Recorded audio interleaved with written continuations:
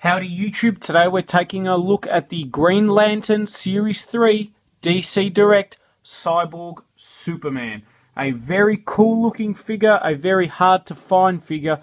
Cyborg Superman, one of my favourite DC villains of all time.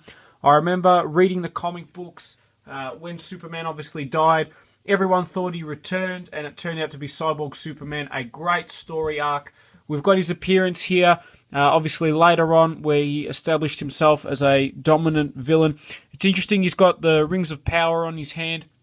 Pretty standard packaging, but I'm very excited to get this guy opened up. One of the things I really like is that in the packaging, rather than just having a basic card, they've taken the time to actually have the Green Lantern logo on the packaging. So I think that's a really nice addition. Other than that, there's not a lot going on. There is a display stand, it looks like, behind him, so that's going to be cool to see. But let's get this guy opened up.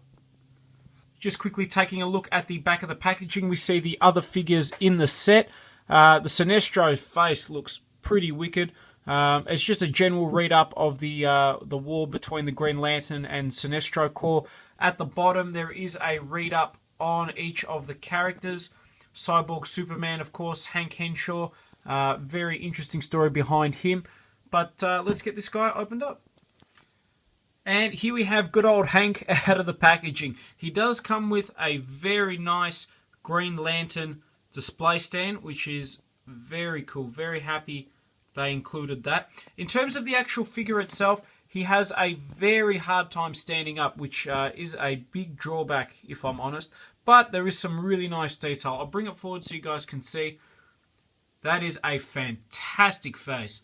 Really, really nice detail. You see all the metallic little bits there. Even just near the eye, you can see all the little slits. And very, very nice. A almost Metallo from the Superman animated series feel to him.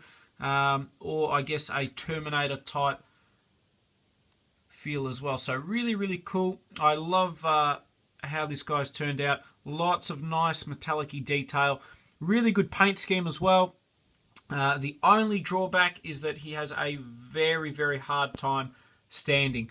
In terms of articulation, he does have a ball-jointed head, ball-jointed arms, a bend, no swivel or movement in the arm, which is a little bit annoying. The fingers don't have any articulation, but you can move the wrist forward and back.